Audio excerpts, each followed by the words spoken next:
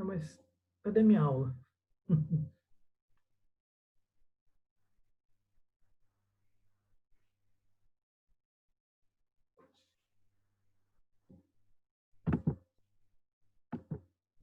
Beleza.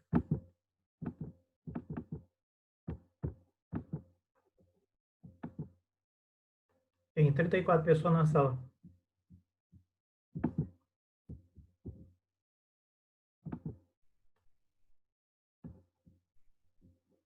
Bate-papo 4, tá gravando já? Tá beleza, então. Tá, obrigado, boa tarde, valeu.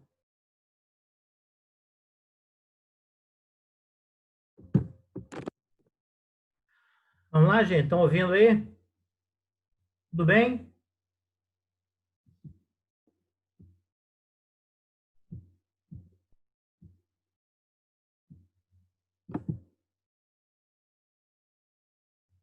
Show, beleza, então. Boa tarde para todos aí. Vamos começar mais uma aula. Na verdade, não é uma aula, né? São várias aulas que já foram dadas para vocês. E a gente vai ter nosso bate-papo sobre aquilo que já foi dado. Tá certo? Ao final da aula, se houver alguma dúvida, vocês me perguntem, né? Assim que a gente terminar. E eu, na medida do possível, a gente vai sanar as dúvidas de vocês. Bem, nossa aula de hoje é sobre diagnóstico de gravidez, cálculo da idade gestacional e propedêutica da gravidez, e síndromes torches, e também modificações do organismo materno. É,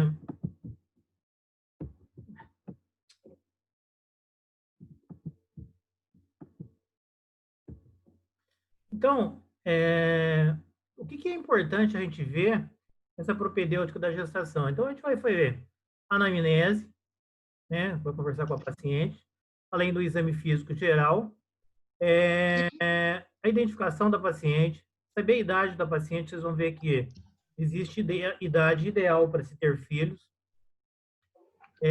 cor, dependendo da raça ou da cor do paciente, ele vai ter uma determinada tipo de, ele poderá ter. Aqui entrou a aula, ele já estava falando. Oi?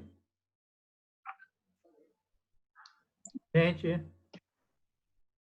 Alguém abriu o áudio sem querer, professor. Pode continuar. tá bom então. É, a profissão, paciente que fica muito tempo, por exemplo, em posição ortostática, tem maior tendência a edema de membros inferiores, presença de varizes, né? O Estado Civil diz que pacientes, não é por ser solteira, né? Cada caso é um caso, mas que tem maior probabilidade de complicação quando a paciente é solteira, talvez por falta de apoio psicológico, às vezes até da própria família. Nacionalidade e domicílio, que vem de uma determinada região ou domicílio de uma área endêmica, pode ser portador de um determinado tipo de patologia. Os antecedentes obstétricos dessa paciente, se já teve filho ou não, e antecedentes pessoais, familiares, ginecológicos também são importantes nesse caso. Então, como é que a gente faz o diagnóstico de gravidez? O diagnóstico pode ser clínico, pela clínica da paciente, pelo atraso menstrual, pode ser hormonal, pela dosagem de gonadotrofina coriônica, que é o beta-HCG, e ainda pode ser ultrassonográfico. A gente vai falar sobre sonografia a partir de quanto que a gente pede cada um desses. Então, nós temos o diagnóstico clínico, nós temos os sinais de presunção, sinais de probabilidade e sinais de certeza de gravidez. Quais são esses sinais? Então, os sinais de presunção, numa paciente jovem que tenha parceiro fixo, que não tenha, não faça uso de nenhum método contraceptivo, a primeira falha menstrual ou atraso menstrual faz pensar em gravidez. Com 5 semanas de gestação, essa paciente tem tendência a apresentar náusea, vômito, anorexia, perversão do apetite e, além disso, extravagância alimentar com o hábito de comer coisas estranhas, né? Fora do determinado horário, alimentos tipo limão, manga verde, e você já deve ter visto algumas outras coisas por aí, mas é mais ou menos nesse sentido, tá? Extravagância alimentar, perversão do apetite. Com 6 semanas, o útero já se encontra em crescimento, então o útero começa a ganhar, crescer e comprimir, ele está anterior à bexiga. Então, aquele espaço vésico uterino. A bexiga começa, quando fica cheia, e o útero em crescimento, ele comprime, né, a bexiga. Então, ela vai ter uma polaciúria no início da gestação maior do que no meio da gravidez. E no final, volta novamente pela compressão da apresentação fetal. Mas ela tem uma polaciúria, que com o crescimento do útero, ele ganha cavidade, tende a diminuir essa polaciúria em relação à sua fase inicial. Ela vai ter, em torno de 8 semanas, uma congestão mamária, são chamados tubérculos de Montgomery, hiperpigmentação da areola mamária. E não tem o desenho da mama aqui, mas na aula que eu dei para vocês tinha. São aqueles pontinhos maiorzinhos, hipertrofia de glândulas sebáceas, né? E é o momento da vascularização. Aquilo é chamado de tubérculo de Montgomery. Surge com quantas semanas? Surge com 8 semanas. E a mama se torna um pouco mais escurecida, em consequência do aumento da concentração de progesterona. Eu tenho depósito de melanina ali, então estimula o hormônio melanotrófico, o maior depósito de melanina fica mais escurecida a mama. Então, tem hiperpigmentação da areola mamária. Com 16 semanas, existe uma rede que sai da mama em direção assim, que são aqueles vasos, né? Aumenta a vascularização da mama. Essa vascularização está preparando a mama para o que ocorre, que é a lactação, produção de leite. Então, nessa fase, já é possível, né? Nessa fase é possível sair o colostro, com 16 semanas. E com 20 semanas, eu tenho um sinal chamado de sinal de Hunter. É como se a mama ficasse na forma de um alvo. Então, é a formação da areola secundária. Então, tem tubérculo de Montgomery com 8 semanas. E tem o sinal de Hunter, que é uma areola secundária, como se fosse uma segunda areola. Forma a mama fica parecendo um alvo. É chamado de sinal de Hunter. Surge com 20 semanas, a areola secundária. Os sinais de probabilidade. Com 6 semanas já tem um aumento do volume uterino. O outro fica, então, com 6 semanas do tamanho de uma tangerina. Com 10 semanas tamanho de uma laranja. Com 12 semanas já tem a cabeça fetal e o útero, né, já se vê, consegue perceber a cabeça fetal. Ele começa a sair da pelve, né? E com 12 semanas já se dá para ouvir o batimento cardíaco com o sonar Doppler. Com 8 semanas, nós temos o amolecimento do istmo cervical, né? É o chamado sinal de Egger. É como se o útero, não é dobradiça, mas como se eu tocasse e o útero fizesse esse movimento. Não é sinal da dobradiça, não. É sinal de Egger. Ocorre por quê? Pelo amolecimento do istmo cervical, ele dobra-se sobre si. Com quantas semanas sinal de Egger? 8 semanas. Pisca o olho. Sinal de psicassec, o útero cresce de maneira assimétrica, ele não cresce simétrico. Então, se você for palpar um abdômen de uma gestante, dentro em breve, no ambulatório, lá quando a gente for fazer nossas aulas práticas, ou na enfermaria, no internato, você vai palpar, ou se você palpar o abdômen de uma paciente gestante, você vai ver que tem uma diferença de um determinado lado, parece que uma parte cresceu um pouquinho mais. E é chamado de sinal de assimetria, sinal de psicassec, o olho que você não vai esquecer. Tá? Então, psicassec é alteração da forma uterina. O útero cresce de maneira assimétrica, surge a partir da 8ª semana e é perceptível durante a gestação. Com maior gestação, maior tempo de gestação, mais fácil a gente perceber esse sinal de psicassec. Então, é sinal de probabilidade. O sinal de Noble-Boudin é o preenchimento dos fundos de saco lateral. Quando a gente toca, se for que fosse o colo, de lado, quando eu tocar, eu vou sentir o preenchimento, fica meio abaulado, né? Aquele abaulamento, preenchimento do fundo de saco lateral. Então, sinal de Noble-Boudin, preenchimento do fundo de saco. Sinal de Osiander é o pulso da artéria vaginal. Quando eu tocar, eu vou sentir um pulso da artéria vaginal, sinal de Osiander. E a vulva e a vagina, elas se tornam violácea pela hipervascularização e tem um aumento de pigmentação, preparando também essa estrutura pelo seu embebimento, né?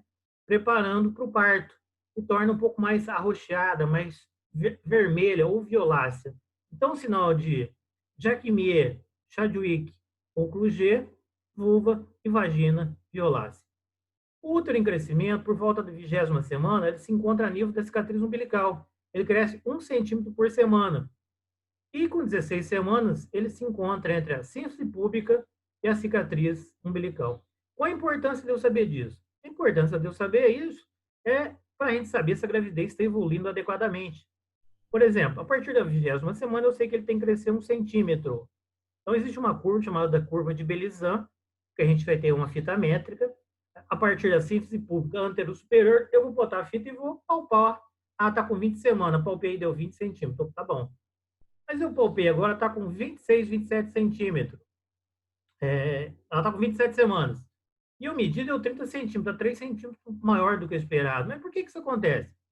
Pode ser polidraminier, pode ser gemelar, pode ser medido errado. E o inverso também ocorre. Ela tem 27 semanas, eu medi, achei 24.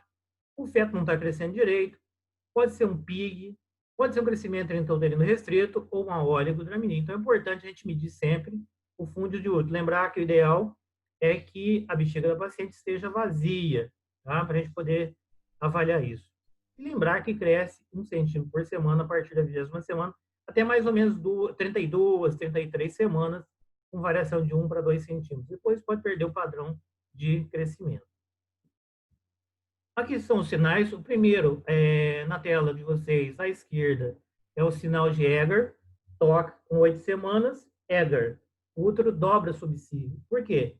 Amolecimento do istmo cervical, sinal de Egger, amolecimento do istmo cervical. As estruturas ficam embebidas, ficam mais amolecidas, e a gente consegue fazer com que ele dobre. Escolha, letra B, sinal de Cikasek. Pode ver que ele não cresce simétrico, ele cresce de maneira assimétrica. Então, o útero em crescimento de maneira assimétrica. Com quantas semanas surgem esses sinais aí? Esse aí surge a partir da 8ª semana. Idem o sinal de Egger na letra A, é Egger. Na letra B, é sinal de Egger. Na letra B, não, na letra C, sinal de Egger. Na letra B, sinal de Cikasek. E, de novo, na letra D, o útero dobrando sobre si, sinal de Egger, surge com 8 semanas. Também temos o sinal de Nobile-Boudin. Vocês veem embaixo aí, ao toque, preenchimento do fundo de saco lateral. Quando toca, você vai achar o útero ocupando essa região dos fundos de saco lateral, tá? Então, sinal de Nobile-Boudin. Só um instante, vou desligar o telefone aqui.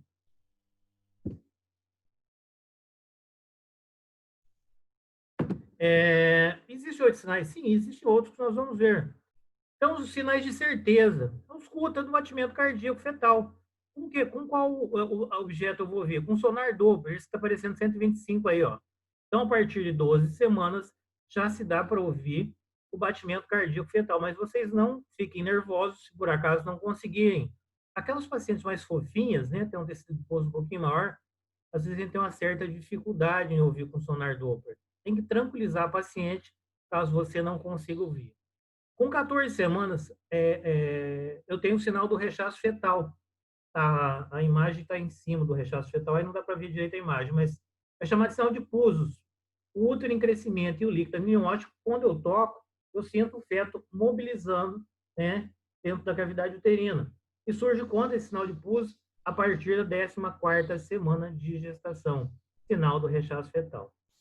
Com 18 semanas, dá para se perceber os movimentos do feto, a palpação, né? E se consegue ainda palpar os movimentos fetais. Nessa fase, o útero vai estar bem próximo à cicatriz umbilical, 1 centímetro abaixo da cicatriz umbilical, às vezes 2 centímetros. Então, a gente consegue perceber ou palpar as partes do feto. E a gestante relata a movimentação fetal nessa fase. Já está mexendo, 19, 20 semanas, eu sinto o movimento do feto. Com 20, 21 semanas, esse de alumínio aí pode ser de alumínio, de madeira ou de plástico, é um estetoscópio de Pinar. A gente tem no hospital um de madeira e um de plástico. Onde é que a gente ouve? Com 20, 21 semanas, a gente delimita, acha aquela manobra de Leopoldo, vai achar onde está o dorso do feto, vai encostar o sonar, retira a mão e vai ouvir assim, um pulso, tá? E você vai contar no relógio, você vai ver que é bem diferente do pulso da paciente. Caso você tenha dúvida, pega o pulso da paciente e conte. Lembrar sempre que a frequência cardíaca fetal normal varia de 120 até 160. E algumas literaturas falam que é de 110 a 160. Vocês têm que ver a literatura em questão. Mas o normal é de 120 a 160. Se tiver acima de 160, pode ter algum problema. Se estiver abaixo de 120, pode ter algum problema também. Pode significar sofrimento fetal por algum motivo. Vai fazer uma cardiotoca, um Doppler, vai avaliar melhor o que tem para frente. A gente vai falar sobre isso ainda. Tá? As modificações sistêmicas que acontecem. Então, eu tenho hiperpigmentação da pele, em consequência do aumento da progesterona, que estimula o hormônio melanotrófico, vou ter depósito de melanina. Na linha alba, está coberta aí, tem uma flechinha aí, não está aparecendo, eu vou ter agora a linha negra, ou linha negra. Então, o que é isso? A linha alba mudou de nome, chama linha negra ou linha negra, tá? Então, isso ocorre por deposição de melanina, em consequência do hormônio melanotrófico estimulante e também pela ação da progesterona. Na face, no pescoço, tem essa mocinha aí com o rosto colorido, né? Parece uma asa de borboleta aqui.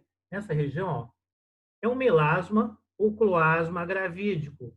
Desaparece após a gravidez? Sim, na maioria das vezes desaparece ou atenua, mas em alguns casos ele não desaparece. É necessário um tratamento dermatológico, vocês conhecem como o nome de peeling. Qualquer dermatologista sabe tratar muito bem isso aí, tá? Então, em consequência do aumento da progesterona também. Vulva e areolas mamárias. Na vulva, o que vai acontecer? Tem tendência a varizes. As areolas mamárias podem apresentar estrias. Tem a mãozinha da pessoa do lado aí da foto. Elas são vermelho arroxeadas durante a gestação.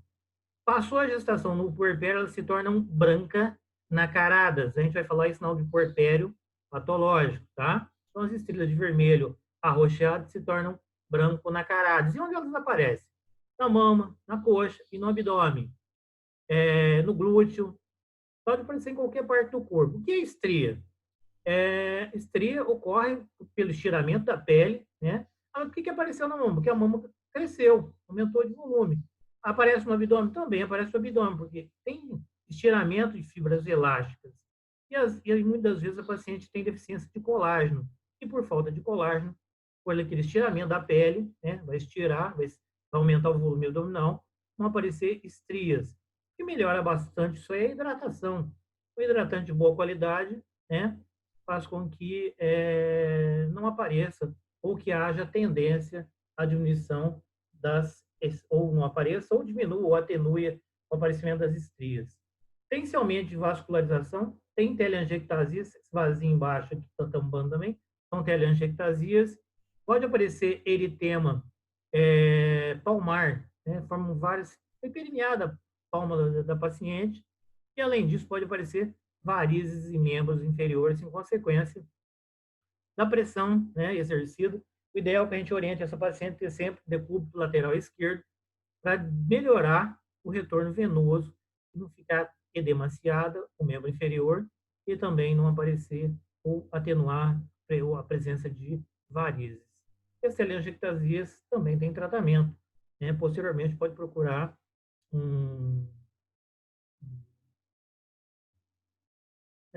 pode ser um vascular, mas um angiologista para tratar isso aí, até dermatologista trata telangiectasia se for fininha, um laser, né? Tem tratamento. Então, e o hormonal? Como é que eu faço? São testes de certeza que a gente está falando agora, né? É através da dosagem da gonadotrofina coriônica, o beta-HCG, que pode ser feito na urina ou no soro. O teste pode ser qualitativo, que ele dá positivo ou negativo, ou quantitativo, vou quantificar, né, qual é a quantidade, quanto que é a quantidade, ou qual é o volume, qual o valor em miliunidades por ml de gonadotrofina coriônica. Então, vou ter um aumento da gonadotrofina coriônica, máximo por um pico elevadíssimo, em torno de 100 mil a 200 mil miliunidades por litro, miliunidades por ml, em torno de 10 a 12 semanas, tem um pico máximo. E nessa fase coincide também que a fase que o paciente vomita bastante. Depois atenua. Por quê? A partir daí, a tendência da gonadotrofina coriônica é sofrer uma queda. De 100 a 200 mil, ela cai para 10 mil, 20 mil miliunidades por litro, até 36 semanas, quando sofre um novo pico. Né? Aí você fala, mas eu estou vomitando muito. Sim, existe medicamento para a gente corrigir o vômito. Mas o senhor vai melhorar daqui a pouco, a tendência é diminuir. Tem gente que não tem jeito. vomita o dia todo, mas o vômito geralmente é matinal e às vezes tem algum tipo de cheiro que a paciente sente, ela não consegue segurar e acaba tendo vômito, né? E também pode ser feito por ELISA ou radioimunoensaio, o exame, a dosagem de gonadotropina. De maneira geral, é a fração HCG. Por que a fração HCG? Porque a fração beta-HCG. Porque a gente não faz alfa-HCG. Porque alfa-HCG dá reação cruzada com LH e com FSH, então não vai dar certo. Por isso que a gente dosa o beta-HCG, pode ser quantitativo ou qualitativo. Na urina, quando se faz teste de urina, chama TIG, teste imunológico de gravidez. Mas o melhor é fazer no soro mesmo, no sangue, tá? Qualitativo ou quantitativo. A ultrassonografia de primeiro trimestre. Qual a finalidade? Diagnosticar a gravidez. Ah, mas é o primeiro exame que você pede? Não, o paciente tem que estar com pelo menos 5 semanas para poder ver alguma coisa. Eu vou localizar o saco gestacional com 5 semanas, às vezes não se consegue ouvir batimento cardíaco. Entre 5 e 6 semanas, eu consigo ver, sim, batimento cardíaco e presença de vesícula vitelínica em embrião. Também serve esse ultrassom inicial, né? Para eu diagnosticar e caracterizar gemelaridade, calcular a idade gestacional se por acaso houver incerteza ou se não souber a DUM da paciente. Então, a DUM é a data da última menstruação, a partir daí que a gente calcula a idade gestacional, mas também pode ser feito pela ultrassonografia. Então, serve para calcular a idade gestacional esse ultrassom de primeiro trimestre. Lembrar que o melhor ultrassom para calcular a idade gestacional é sempre do início da gestação. No segundo trimestre, ele pode ter uma variação de 2 semanas e no final da gestação, ele pode ter uma variação de até 3 semanas de erro, para mais ou para menos. Então, sempre é o primeiro que você pediu para o paciente que você vai utilizar para fazer seu cálculo, de preferência. Entre 11 e 14 semanas, eu peço, né, uma ultrassonografia obstétrica, então vou colocar lá, solicito ultrassom obstétrico. Mas para que eu quero ultrassom obstétrico nessa fase, entre 11 e 14 semanas? Eu quero avaliar translucência nucal, quero medir essa parte aqui, né? O normal é até 2,5 milímetros, se tiver acima disso, pode ser um DAO, pode ser engroma cístico, algum tumor, alguma coisa nessa região, pode ser uma malformação congênita. Então, TN tem que ser menor que 2,5. E o ultrassonografista vai medir essa parte aqui para vocês. Então, você vai solicitar ultrassonografia obstétrica, avaliar TN, vai medir isso aqui, tá? Tem que ser menor que 2,5 milímetro. Vai procurar o osso nasal. Feto que tem hipoplasia de osso nasal é feto com alguma anomalia cromossomial, principalmente síndrome de Down. Então, vai avaliar o osso nasal na ultrassonografia. E vai avaliar ducto venoso, tá? Tá faltando um C aí. O duto tem lugar que a gente vê duto venoso, mas o correto é ducto venoso.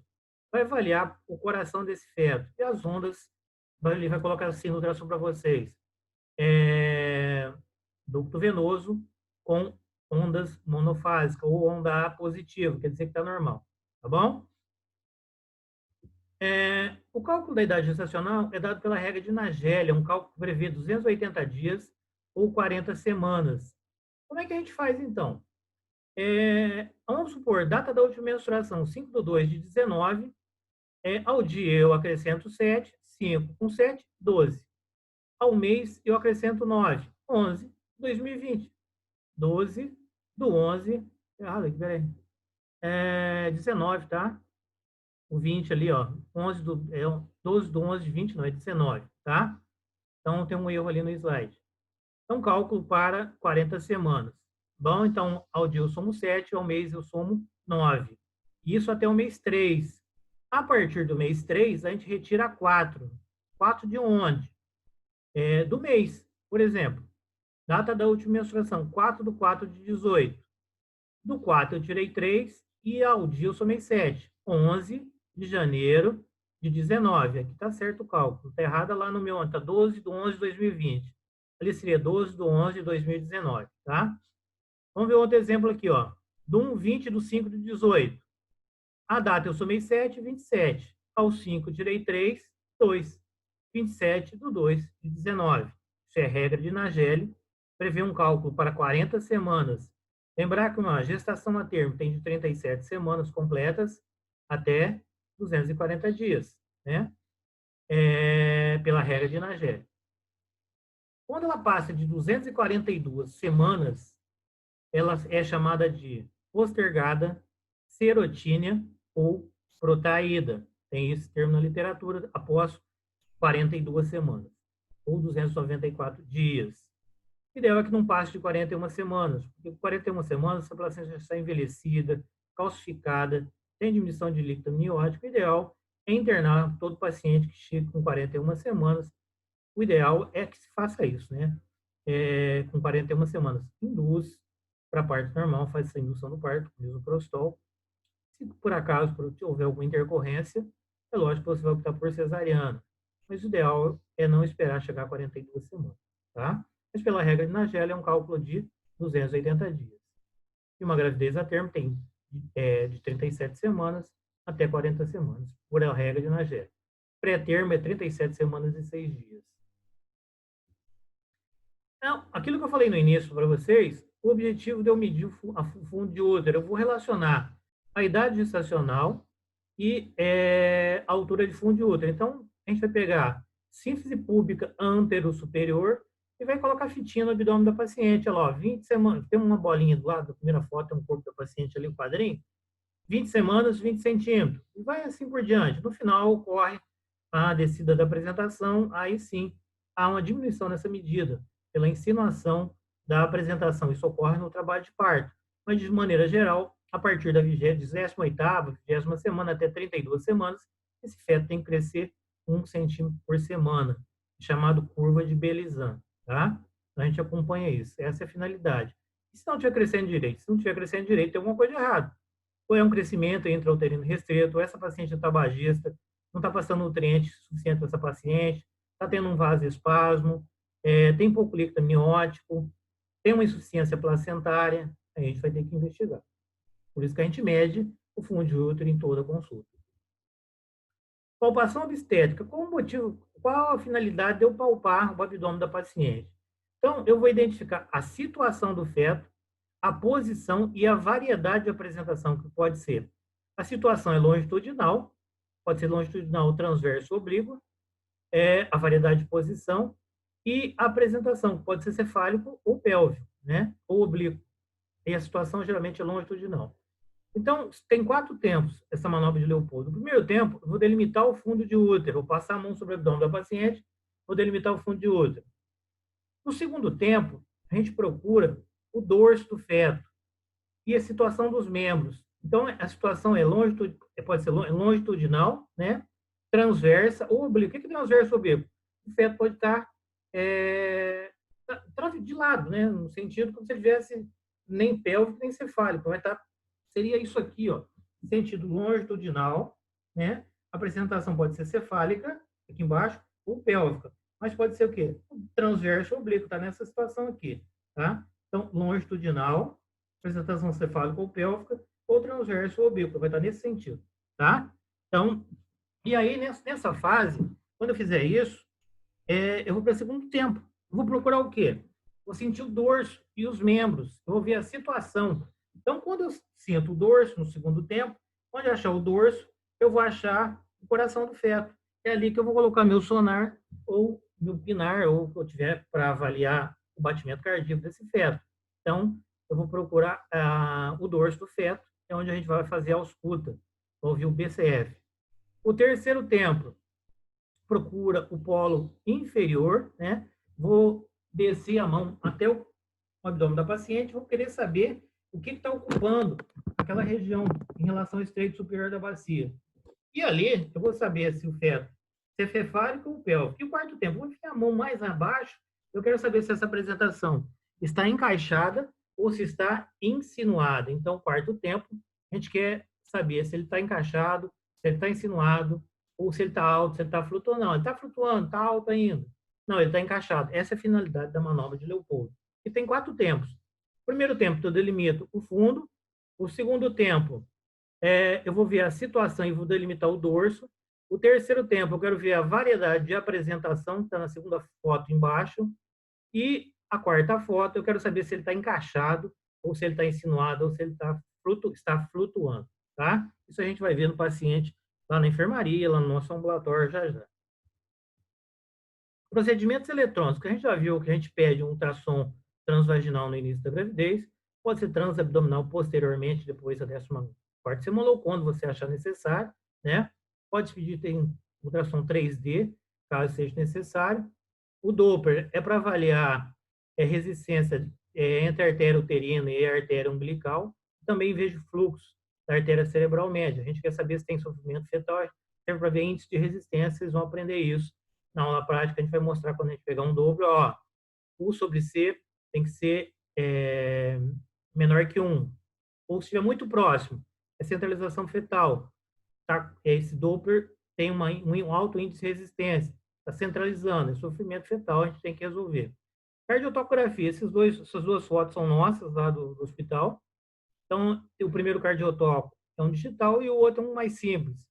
Então, esse que está marcando 148 aí, o cardiotoco, está reativo, o feto está acelerando, desacelerando, ele está tendo uma boa variabilidade na frequência cardíaca, variando aí de 5, 15 até 20, então o feto está bem. E o outro é um feto que não está mexendo, ele está quietinho. Embora a frequência cardíaca esteja dentro do limite verdinho ali entre 120 e 160, é um cardiotoco, a gente diria padrão comprimido, tá? O feto está quietinho ali, é sinal de sofrimento fetal. E o outro é um Doppler, vocês vão aprender lá com a gente. Posso fazer também ressonância magnética. Posso dosar hormônio, caso seja necessário. O exame citopatológico preventivo. A biópsia de víleo coreal é um método invasivo, a gente faz a partir da 12ª semana, para pesquisa de doença hemolítica perinatal, torches, enfim. Pode ser feito, biópsia de víleo coreal, a partir da 12ª semana. A amniocentese é a punção do líquido amniótico, dirigido por ultrassonografia também para pesquisas, né? De doença hemolítica, de alguma neuploidia, de alguma alteração que esse feto tem. A partir da 16ª semana pode ser feito. Cordocentese é a punção dos vasos do cordão umbilical feita a partir da 20ª semana, também para pesquisa de doença hemolítica perinatal e de síndrome Storch de maneira geral ou de alguma anomalia genética. Punção do vaso do cordão.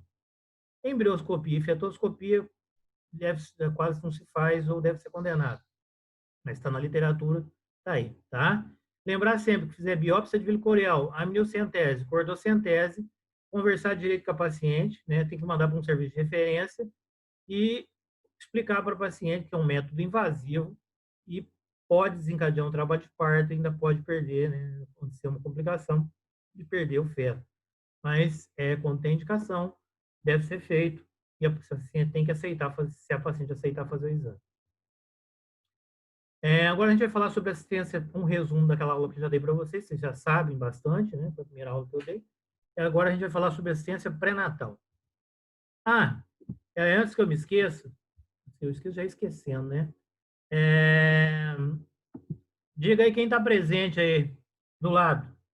Presente, falando. Todos os nomes, presente, presente, presente. Presença, gente. Lista de presença. Vamos lá, presente aí, estou esperando.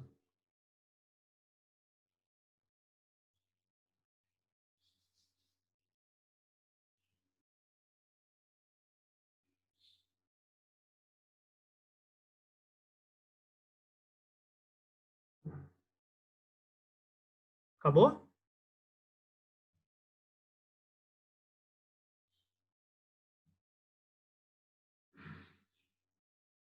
Beleza?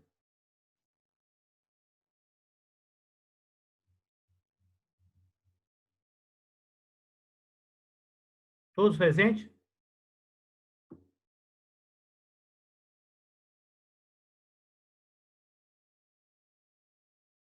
Então vamos lá, vamos dar continuidade aqui. Tem mais gente ainda?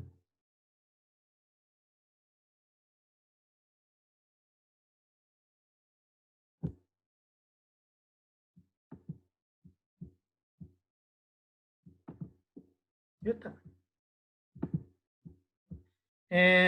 A gente vai falar sobre rotina de pré-natal. Então, isso aqui está no livro do Freitas, tá? Uma rotina de pré-natal tem algum valor? Sim, tem, senão a gente não pediria, né? Ela deve ser igual para todos os pacientes, nem sempre. A gente sabe que a maioria das gestações iniciam e vão até o final sem nenhum problema.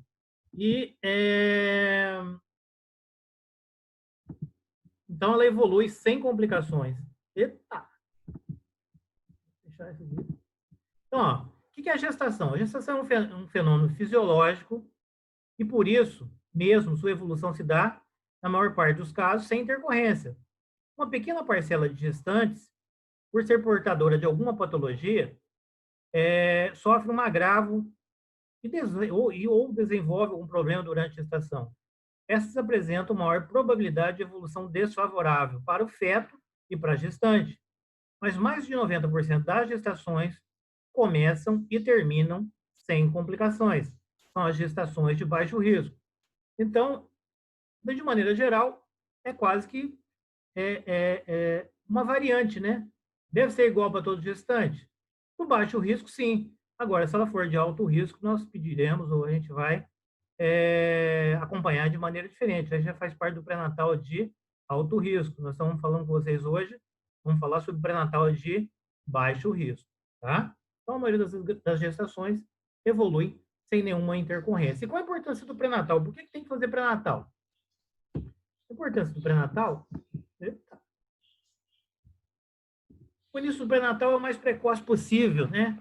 O objetivo é identificar, prevenir intercorrência clínica, obstétrica ou cirúrgica, com a finalidade de quê? De proteger o binômio, mãe e feto. Se houver alguma intercorrência, eu tenho que tratar. O ideal é que a primeira consulta seja pré-concepcional, mesmo antes da gravidez, 30 dias antes, 3 meses antes dela ficar grávida, a gente até inicia com ácido fólico. A finalidade do ácido fólico na gestação é prevenir anomalia do tubo neural. Algumas literaturas dizem que deve se usar 90 dias antes de engravidar ácido fólico. E outras literaturas dizem que é 30 dias o início do ácido fólico, 5 miligramas, até 12 semanas. Então, um comprimido de ácido fólico de 5 miligramas até 12 semanas de gestação. Pode se iniciar um mês antes ou 3 meses antes. Tá? A literatura é controversa. Tem livro que fala que é 30 dias, tem livro que fala que é 3 meses antes, então. Fez a primeira consulta pré-concepcional. Eu quero ficar grávida. Tudo bem, a gente vai pedir alguns exames e vamos passar para a senhora, vamos prescrever ácido fólico 5 miligramas, né? Durante 30 dias ou 3 meses e até a senhora completar 12 semanas. Finalidade, como eu disse para vocês, prevenir a anomalia do tubo neural. Pelo Ministério da Saúde, são 6 consultas de pré-natal, no mínimo, que a gestante deverá fazer. Pela Organização Mundial da Saúde, 7 consultas. E de que jeito que é? Nos pré-natal de baixo risco. No caso de pré-natal de baixo risco, ela é mensal até 32 semanas, quinzenal de 32 a 36 semanas e, após 36 semanas até o parto, ela deve ser semanal, tá? Tem literatura aí que fala que deve ser mensal até 28, depois quinzenal. Também tem isso. Mas nós vamos ficar com a nossa aqui de 32, mensal até 32. É lógico que você vai individualizar, caso haja necessidade de você ver essa paciente em um período mais curto. Você vai ela voltar em 15 dias, uma semana, enfim, de acordo com a necessidade. Mas o Ministério da Saúde diz isso. Mensal até 32, quinzenal de 32 a 36 e semanal de 36 semanas até o parto. E a OMS fala que o ideal é que tenha 7 consultas no mínimo, tá? Ou pelo menos 7 consultas. Agora, o paciente chega no hospital, não tem tipagem sanguínea, não tem VDRL, não tem HIV, não tem HBsAg, e culpa a Secretaria de Saúde. Aí você vai pegar o cartão de pré-natal dela, tem 2 consultas agendadas. Você fala assim, você não fez pré-natal por quê? Porque a médica faltou. Por que teus colegas todos que fazem pré-natal no mesmo local seu conseguiram, a médica não faltou? É porque ela não foi, né? Então, é mais fácil jogar a responsabilidade em cima do médico, né, do profissional de saúde que está lá, ou da enfermeira, obstetra, que também é capacitada para fazer tem o primeiro acolhimento e o atendimento, caso a gente não possa, e jogar para cima da gente, né? Do que falar, eu não tive tempo, eu tinha uma criança doente, tive um outro compromisso. Não, é porque o médico não foi. Mas se os seus colegas fazem pré-natal no mesmo local e fizeram 12, 13, 14 consultas, temos que a caderneta ficar lotada, a gente começa a falar, nossa, pré-natal bem feito, fez todos os exames, e não tem uma tipagem sanguínea. Aí vai ver ela é RH negativo, aí você começa a ficar preocupado com isso. Aí tem um VDRL positivo, criança com sífilis congênita. Então, o pré-natal visa isso, visa prevenir, né, possíveis complicações, tanto para a mãe quanto para o feto. Quais são esses exames essenciais que a gente pede? Eu posso pedir outras coisas? Posso. Mas os principais estão aqui, ó. Um hemograma eu vou avaliar Hematócrito, hemoglobina, vou avaliar a série vermelha dessa paciente, né? Vou avaliar a série branca, vou pedir tipagem sanguínea para essa paciente, se ela for RH negativo, eu tenho que pedir CUMBS indireto a partir da 24ª semana. O CUMBS é pedido mensalmente depois, né? Mas você tem que saber que a partir da 24ª semana, se ela for RH negativa, a gente já pede CUMBS indireto mensal. E depois que nasce o feto, se ela for RH negativo, eu tenho que ir lá na pediatria, conversar com a pediatria, saber se o feto é RH negativo também. Se o feto for RH positivo, eu tenho que fazer imunoglobulina anti-RH nessa paciente para prevenir doença hemolítica perinatal numa próxima, né, gravidez. Eu não quero ter problema, né, na outra gestação. Então, a gente tem até 72 horas para fazer imunoglobulina anti-RH nessa paciente. Estou perguntando alguma coisa? Caetano. Oi? Boa tarde, Rodrigo. Tudo bom? Tudo. Boa tarde a todos. Eu tenho uma dúvida aí sobre o CUMBS indireto e o CUMBS direto. A imunoglobulina não é feita, que é o Matergan, Isso. não é feita no parâmetro do CUMBS direto, porque o indireto é para você ver se há a pré-sensibilização, principalmente na segunda gestação e não na primeira. Na primeira Não é isso? gestação, geralmente, não acontece nada. Só que se o feto for RH positivo, você faz para prevenir. O CUMBS indireto é feito na gestante. O CUMBS direto é feito com o sangue do feto, né? Você quer saber se ele foi sensibilizado ou não. Só que, se o feto for RH positivo, você tem que fazer imunoglobulina na mãe, se ela for RH negativa. Você quer prevenir uma futura gestação, você não quer complicação, não quer que ela desenvolva doença hemolítica perinatal. Tá bom, então. Obrigado, hein? Aqui alguém perguntou, começa 3 meses antes da gestação, permanece 12 semanas. Acho que é assim, Raíssa. É isso aí. Começa, tem literatura que fala, começa 1 mês antes da gravidez, 30 dias antes de ficar grávida, procura atendimento, começa a tomar ácido fólico. E tem literatura que fala que o ideal é até 3 meses. Depois que ela ficou grávida, estou grávida, comecei meu pré-natal. Eu vou tomar o ácido fólico até eu completar 12 semanas para prevenir a anomalia do tubo neural. Depois suspende o ácido fólico. Não tem necessidade de tomar ácido fólico a gestação inteira. Entenderam aí? Lembrar que o Matergan que você falou, o Rogão ou a imunoglobulina anti-RH é feita até 72 horas pós-parto, Rodrigo. Caetano, essa sorologia para rubéola e citomegalovírus que está interrogada é porque é opcional para o serviço, né? O Ministério da Saúde não obriga. Não cheguei ainda aí, a gente vai falar. É isso aí. A rubéola e o citomegalovírus é opcional. Não se pede, por quê? Porque se tiver rubéola, você não vai ter o que fazer, né? Citomegalovírus também não. Então, é opcional. Na verdade, depende do serviço, mas não faz parte do calendário do Ministério da Saúde. Sorologia para rubéola e para citomegalovírus. Então, na rotina, de maneira geral, não se pede, depende do serviço em questão, tá? Beleza? Gente? Beleza. Tá, vamos seguir aqui então. Vou fechar qualquer coisa, clica no chat ali que eu abro de novo e a gente bate papo.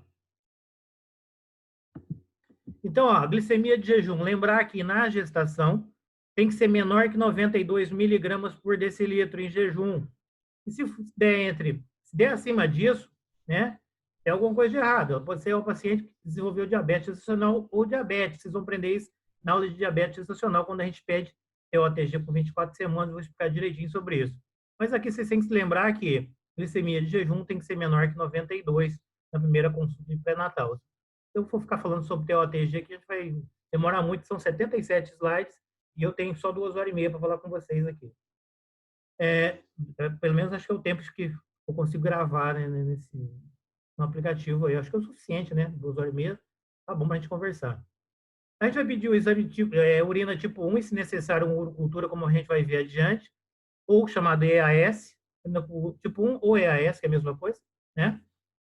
Elementos anormais de sedimentos que você vai pesquisar. Sorologia para sífilis no primeiro trimestre, deu até 12 semanas, e depois a segunda sorologia para sífilis com 28 semanas, e depois sorologia para sífilis na internação da paciente. Sorologia para HIV no início da gestação, né, até 12 semanas. A partir da 28ª semana, nova sorologia para HIV e nova sorologia para HIV na internação. sorologia para toxoplasmose no início da gestação e sorologia para toxoplasmose lá no final da gestação, a partir da 28ª semana.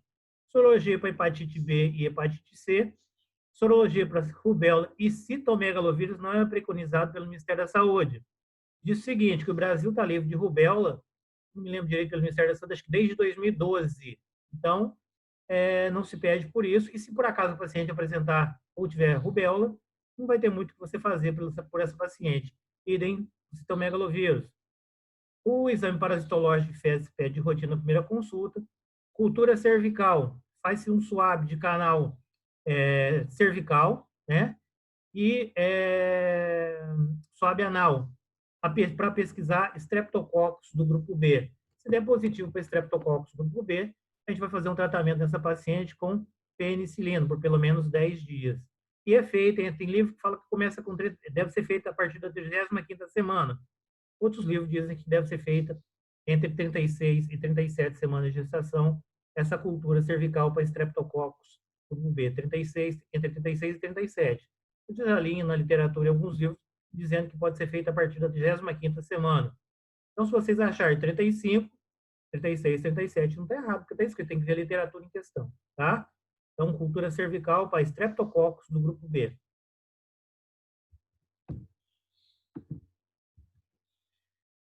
No segundo trimestre, solicitar TOTG a partir da 24ª semana, que é o TOT, de 75 gramas.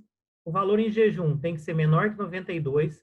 Depois eu colho, 1 hora após eu administrar os 75 gramas de destrozol, ele tem que ser menor que 180, 1 hora depois. E depois, na segunda hora, ele tem que ser menor que 153. Caso eu ache isso, a paciente não tem diabetes gestacional. Está tudo certinho. Agora, se der alterado, a gente vai aprender direito de sinal de diabetes, mas para vocês saberem quais são os valores de referência do TOT, esse que eu acabei de falar para vocês, tá? Se ela for RH negativo, a partir da 24ª semana, eu peço CUMBzinho direto para a gestante. E ultrassonografia, no segundo trimestre, entre 20 e 24, eu peço ultrassom morfológico. O que eu quero ver no ultrassom morfológico?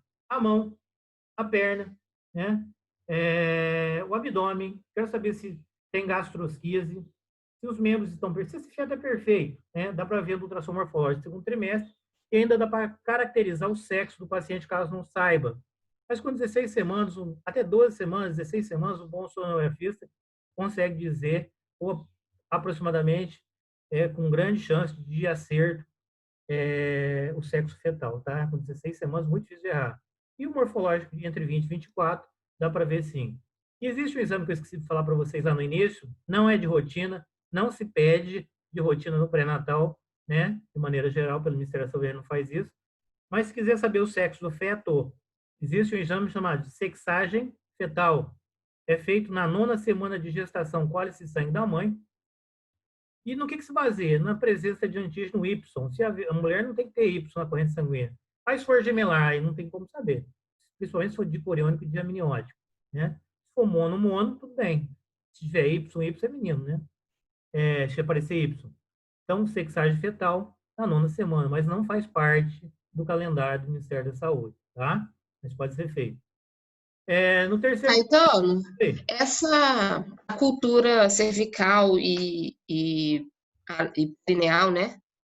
Faz para todas as gestantes? Cultura cervical deveria ser rotina para todas as gestantes em todo o serviço. Então, cultura cervical e cultura um swab que você faz anal, colhe swab, deveria ser rotina para pesquisa de Streptococcus grupo B, para você prevenir uma possível complicação para esse feto, né, uma infecção, endometrite, em caso de bolsa rota, pneumonia no feto. Então, deveria ser pedido em todo o serviço. Só que, pelas dificuldades, às vezes, até mesmo financeira, às vezes falta recurso, esse exame não é feito de maneira rotineira em algum serviço, tá? Mas deveria ser pedido com 36 e 37 semanas, como rastreio universal para todos os gestantes, pesquisa de Streptococcus grupo B. Beleza. Beleza? Então, me pergunta mais coisa aqui, peraí, deixa eu ver. Deixa eu voltar aqui. Parar? Não, deixa eu... Fiz arte aqui, deixa eu voltar. Caramba. Mesa aqui. Aqui. Vocês nem noção do sofrimento que eu passo isso aqui. Agora eu fechei, apareceu todo mundo. Sair da reunião não, encerrar a reunião também não. E agora, hein, gente? Você pode minimizar o Zoom quando estiver gravando. Claro, quero minimizar, volte. Para onde eu vou? Ai, ai, ai.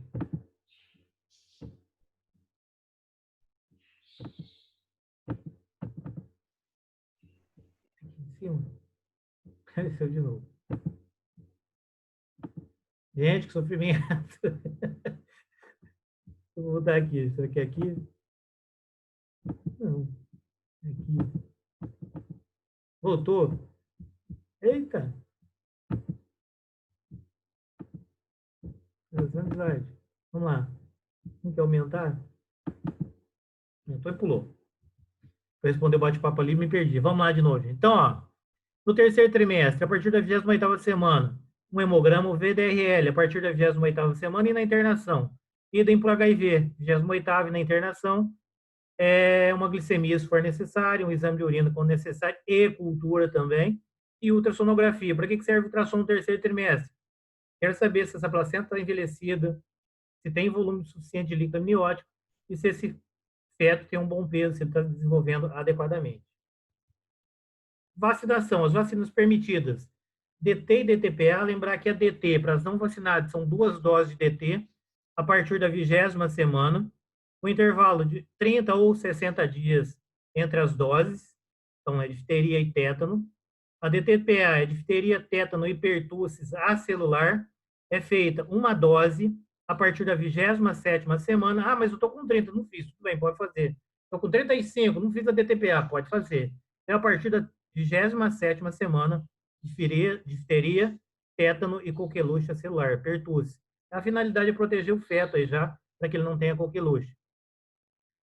Se ela não for vacinada para hepatite B, se você tiver um THBS negativo ou se por acaso na carteira de vacina não tiver, você vai fazer vacina para hepatite B, a partir da 20ª semana é permitido. E as permissíveis podem ser feitas se a paciente, se houver um surto, se houver uma endemia, se ela for viajar para a área de endemia, pode fazer sim febre amarela, para alguma região que tenha febre amarela, pode ser feito, é permissível. A influenza sazonal pode ser feito, né? H1N1, essa que está sendo a campanha aí agora, toda a gestante está fazendo. E raiva também é permissível. As demais, contraindicadas. Tem que sempre lembrar que tem uma boa relação médico-paciente. O ideal para se ter filho é entre 18 e 35 anos. Não quer dizer que tem mais 35, não vai ter, mas o ideal é entre 18 e 35, né? De maior risco. Quando eu tenho, por exemplo, 14 anos, 13 anos, a mais nova que eu fiz pré-natal até hoje, eu operei, tinha 12 anos, tá? Então, não é que era um absurdo, eu achei que não, sei lá, a mãe saía para trabalhar, depois eu operei essa paciente com 12, ela tinha 12 anos, e encontrei ela numa região onde eu trabalhei, não trabalho mais, andando na rua depois de um certo tempo, com mais 3 na mão. Tinha passado uns 4 anos. Eu devia estar no quarto filho quando ela tinha 16, 17 anos. Então, era um dentro, um fora, um por ano, né? Mas o maior risco, por quê? Porque o organismo não está preparado ainda para a gestação. É de maior risco, menor de 16, e acima dos 35 tem maior probabilidade de anomalia congênita. Lembrar que os óvulos da mulher têm a idade da mulher, né? De baixa estatura, pessoas com estatura menor que 1,45 tem grande chance de complicação no parto, né? A bacia pode não ser favorável. Aí a gente tem a bacia ginecoide, que é mais moldável ao parto, tem a androide, que é do homem, tá lá em cima, tem a platiperoide e a do cantinho lá embaixo, eu esqueci, são 4 tipos de bacias, tá? Mas é ginecoide, platiperoide e androide. A melhor é a ginecoide, é mais moldável. O termo, a denominação é primigesta jovem menor que 17 anos, primigesta idosa maior que 35 e maior que 35 anos lembrar sobre doenças genéticas. Se alguém quer perguntar alguma coisa? Não? Não. De novo, não é possível.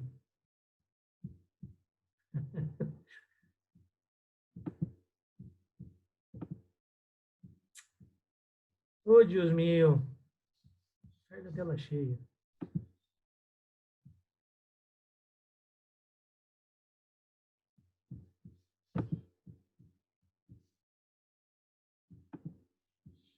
Reunião, cancelar. Eu vou agora aqui. Voltar novamente. Vamos lá.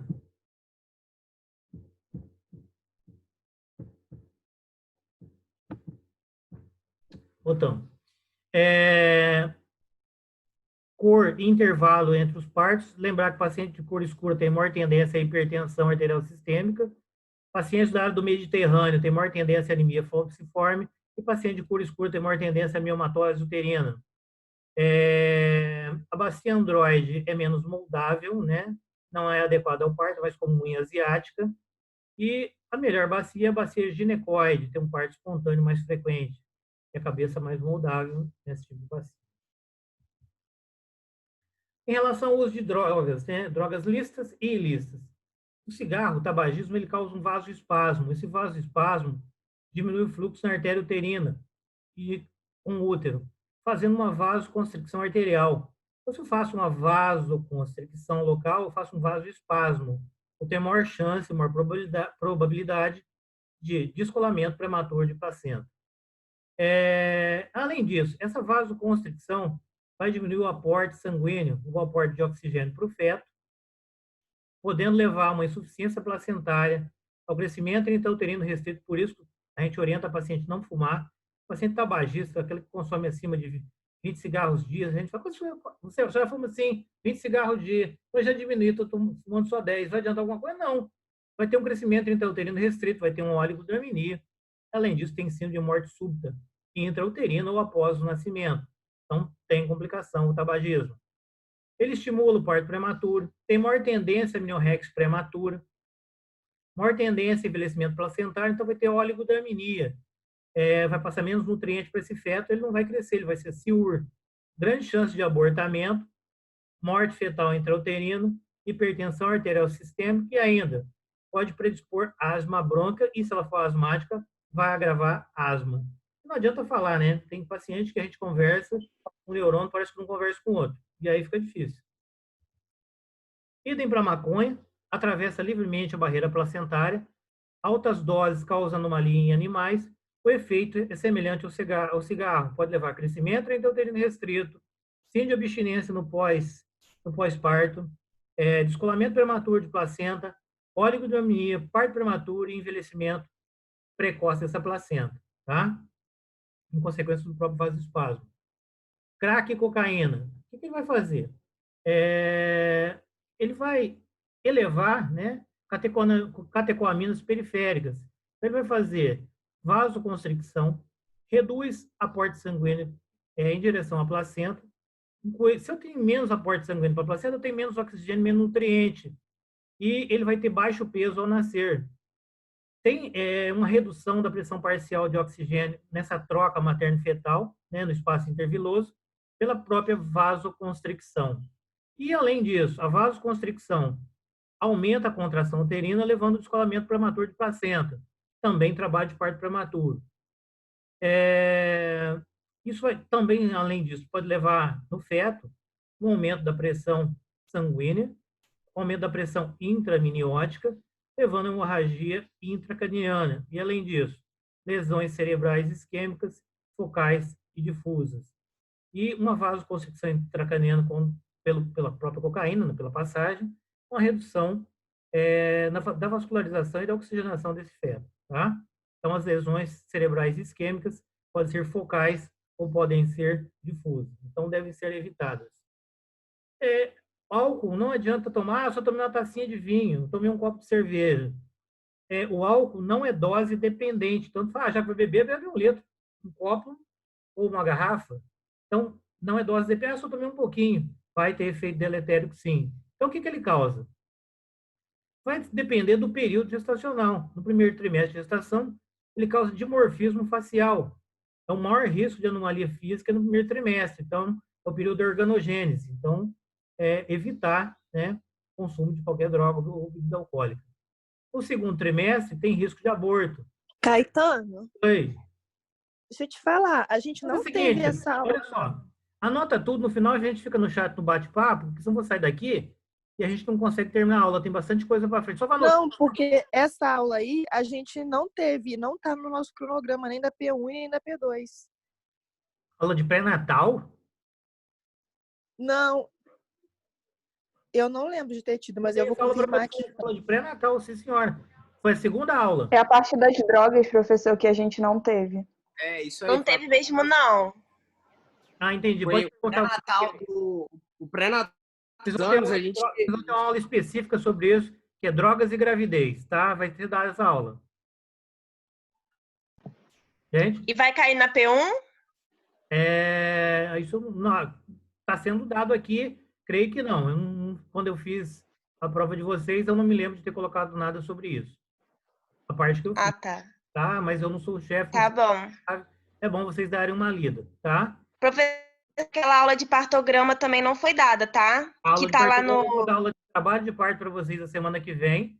E o Aranda vai dar aula de partograma específico. Então, ele vai avisar vocês, eu aviso semana que vem, vocês tenham em mãos uma folha de papel sulfite, ou 2 ou 3, uma régua e uma caneta, que ele vai ensinar vocês a construir um partograma. Vai ser dado. Show. Tá? Show. Eu vou dar aula de parto, trabalho de parto para vocês. Eu combinei com ele ontem. Ele falou que ia entrar em contato com o representante da turma e avisar para que levasse uma caneta e um papel, ou tivesse à mão, né? Espero que a gente volte e seja dado em aula, caso não seja na sala de aula, vai ser dado por aqui mesmo, e vocês vão aprender a desenhar um partograma e vão conversar com ele sobre isso. Tá bom, obrigada. As dúvidas de vocês, no final a gente fica no chat, e aí eu encerro a gravação aqui, fica melhor. Realmente, esse teve na aula de pré-natal, mas não tinha esse slide não, tá? Essa será uma aula específica sobre drogas e gravidez. Então, em relação à síndrome fetal alcoólica, no segundo trimestre, maior risco de abortamento, no terceiro trimestre, diminuição do crescimento, em especial no perímetro cefálico ou diminuição do tamanho do cérebro. Pode determinar alterações congênitas em até 30% do feto, transtornos psiquiátricos são comuns, alterações neurológicas, retardo mental, alterações psíquicas, irritabilidade, deformidade na cabeça e na face. Nas consultas subsequentes, vocês tiveram que eu dei, tá? Peso da gestante. Então, a gente vai orientar quanto à alimentação. No início da gravidez, vocês lembram que até 16 semanas a paciente tem enjoo, ela vomita mais, então ela não ganha tanto peso no início da gestação. Mas ela perde, às vezes, um pouquinho de peso ou se mantém entre 2, 3 quilos até 10, 12, 14, às vezes 16 semanas. Mas depois ela passa a ganhar de 1 a 2 quilos em cada mês. E, a partir daí, até 500 gramas por semana, até o final da gestação, a partir do segundo trimestre, pode ser considerado normal. Não deve ser maior que 2 quilos por mês. Então, não deve passar de 500 gramas por semana. 450 é o ideal, ganho de 450 gramas por semana a partir do segundo trimestre. Você faz sempre a conta. Quantos quilos você pesa? 60 quilos. 20% de 60 dá 12. Se eu peso 60 quilos, até 12 quilos eu não vou me prejudicar muito. Se eu ganhar 10 quilos, tá bom sim, tá ótimo. Se eu ganhar 8, também tá bom. Entre 8 e 12, né? Então, é o que tá aí, 8 e 12 até o fim da gestação, considerando a média de uma brasileira que pesa 60 quilos. 20% do seu peso inicial, tá? Quando perguntar, quanto que eu posso ganhar? O ideal, agora, se a paciente pesar 100 quilos, por exemplo, não estou exagerando, 120, dificilmente ela vai conseguir, ela tem que ganhar menos peso. Dificilmente ela vai conseguir se manter, ela vai ganhar 20, tem paciente que ganha 30 quilos, e é difícil, porque esses pacientes estão habituados a uma alta ingestão alimentar, então você orienta, manda fazer dieta, e se você, eu não sei fazer dieta, sou médico, não sou nutricionista, é lógico, tem um monte de nutricionista na rede pública, privada, você encaminha para o nutricionista fazer uma dieta balanceada e adequada para não ganhar tanto peso. É só orientar direitinho. Fritura, gordura, refrigerante, doce, chocolate, tudo que tenha trigo é bom evitar. Tudo em exagero faz mal, né?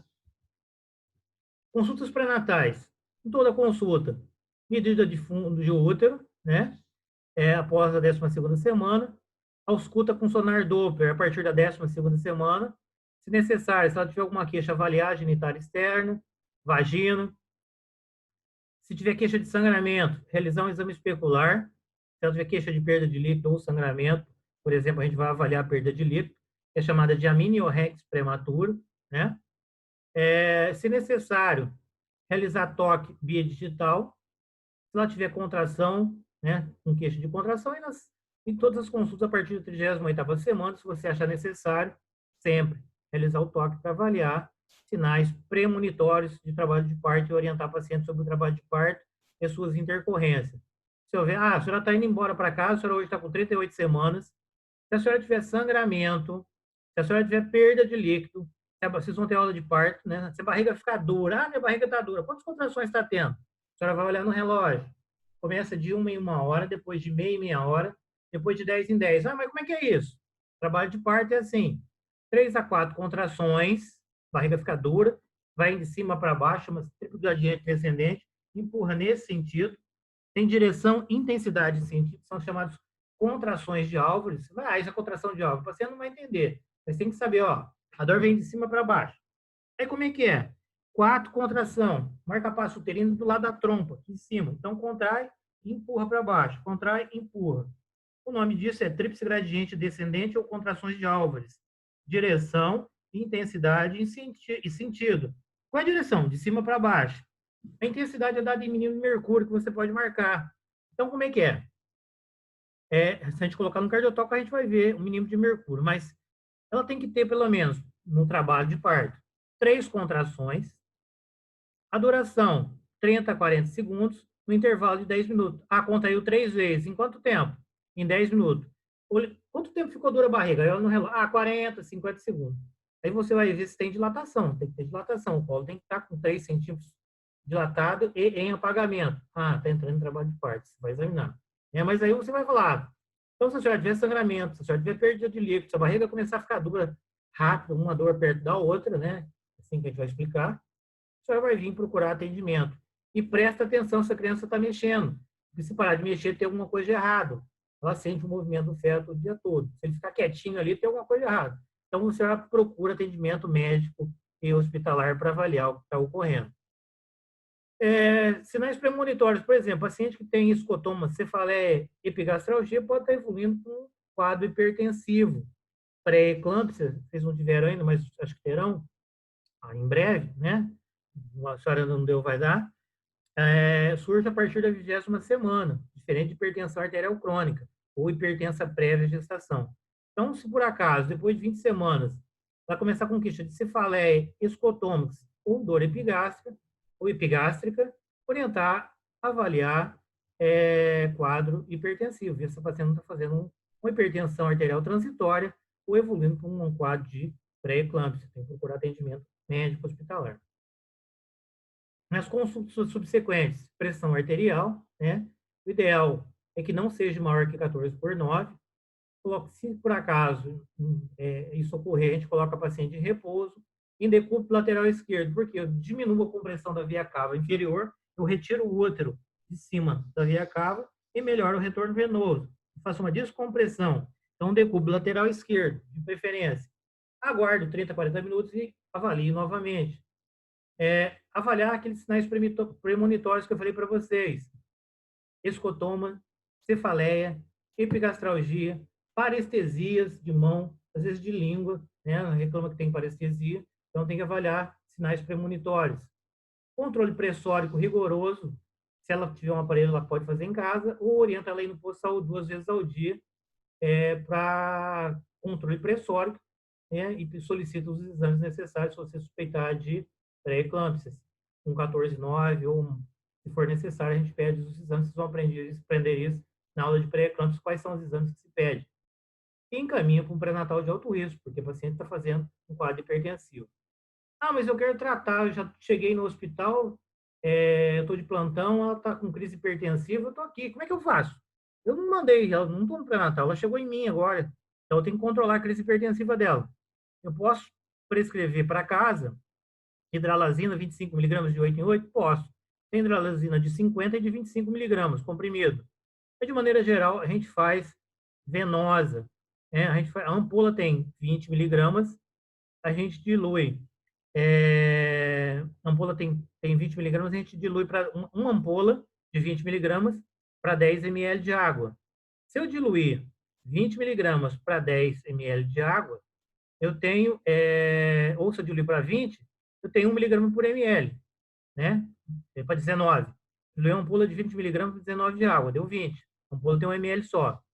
Eu vou fazer 5 ml, que vai dar 5 mg. E vou esperar um tempo para aferir a pressão novamente. E assim por diante. Se eu for tratar a nível ambulatorial, posso usar metildopa de 250 miligramas 3 vezes ao dia, iniciar com dose de 253 vezes ao dia, ou 500 miligramas de 12 em 12 horas. Isso a nível ambulatorial, tá? Ou nefidipina de 10 ou de 20 miligramas de 12 em 12 horas. E encaminhar essa paciente para um centro de alto risco ou de referência. Se ela começar com um quadro hipertensivo, possivelmente pode haver complicação. É melhor ter um acompanhamento até estabilizar esse quadro hipertensivo. Nas consultas pré-natais, a gente tem que observar que às vezes pode acontecer intolerância, né, ao sulfato ferroso, que a gente prescreve, náusea, vômito, diarreia, epigastralgia. Então, a gente substitui por um outro complemento que não seja só o sulfato ferroso. Existem alguns complementos prontos aí, né? O sulfato ferroso é o que é dado pela Secretaria de Saúde, é fornecido às gestantes no pré-natal, que a gente prescreve, mas existem outros complementos aí e que às vezes não, que são tamponados e não causam esses sintomas. E aí o ácido fólico que a gente falou lá no início, até 12 semanas, 5 mg dia para prevenir anomalia do tubo neural. No exame de urina, o que eu vou ver? Se tiver mais que 10 leucócitos por campo, e a paciente for assintomática, eu peço urocultura para confirmar. Se tiver mais que 10 leucócitos por campo, nitrito positivo, ou bacteriúria, acima de 100 mil colônias, é igual ao tratamento. Se eu tiver menor que 10 leucócitos por campo, mas a paciente tiver queixa de disúria, por exemplo, aí a anamnese é positiva, ela tem infecção, possivelmente, urocultura e antibiograma e tratamento. Bacteriúria acima de 100 mil, né? Mas a paciente, no momento, está assintomática. Tem paciente que tem bacteriúria assintomática no exame e não tem queixa. Então, a gente tem que fazer o tratamento. Após tratamento, urocultura. O ideal é que pudesse fazer urocultura e antibiograma para todos os pacientes. Assim, a gente escolhia um antibiótico de melhor espectro para aquele tipo específico de bactéria. Lembrar sempre que a bactéria que mais causa infecção urinária em gestante é a Escherichia coli, tá? E como é que eu trato a nível ambulatorial? Eu posso passar cefalexina 500 mg de 6 em 6 horas, 10 dias. Tem que saber se a paciente não tem alergia. Toda vez que for prescrever medicamento, pergunta, você tem alergia a algum medicamento? Já tomou tal medicação? A nitrofurantoína, de 100 mg de 6 em 6 horas, 10 dias. Lembrar que a nitrofurantoína é contraindicada no final da gestação. A partir da 35ª semana, deve-se evitar a nitrofurantoína, porque ela causa anemia hemolítica. Então, no final da gravidez, né, a partir da 35ª, não prescrever nitrofurantoína. A cefalexina pode ser prescrita, a ampicilina sem nenhum problema, desde que não haja alergia. A fosfomicina, em dose única, via oral, um envelope diluído em um copo d'água à noite. O nome comercial da fosfomicina é Monuril, tá? E a cefuroxima, é vendido com o nome de Sinat, 500 mg 2 vezes ao dia, 7 dias também pode ser feito a nível ambulatorial. No caso de pielonefrite aguda, o ideal é a internação, mas isso vamos avaliar a paciente, ver a necessidade de internação e avaliar qual é o melhor antibiótico para essa paciente. Isso aqui a gente já falou. Agora eu vou fazer um cardiotoco, né? Então, eu tenho as desacelerações. Tipo 1, comprimiu, vocês acompanham a imagem aí, ó. Tem um útero, um feto. Eu tive embaixo, na linha de base, na primeira foto aí, tem uma ondinha. Faz esse movimento aqui, ó. Não dá para ver na câmera aqui, ó. Faz isso, ó. Ali é a contração. E em cima é a frequência cardíaca do feto. Aquela linha que está mais reta. Então, contraiu. A frequência cardíaca fetal caiu e rapidamente recupera. Isso é chamado dip cefálico ou dip tipo 1. Isso é fisiológico. Ocorre no trabalho de parto.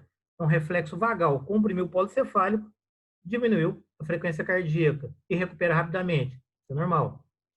O dip tipo 2, né? Ou dip tardio. É comum na insuficiência placentária. Vocês veem aí que a linha está indo meio que reta e a linha de baixo contrai e ele demora um certo tempo para recuperar.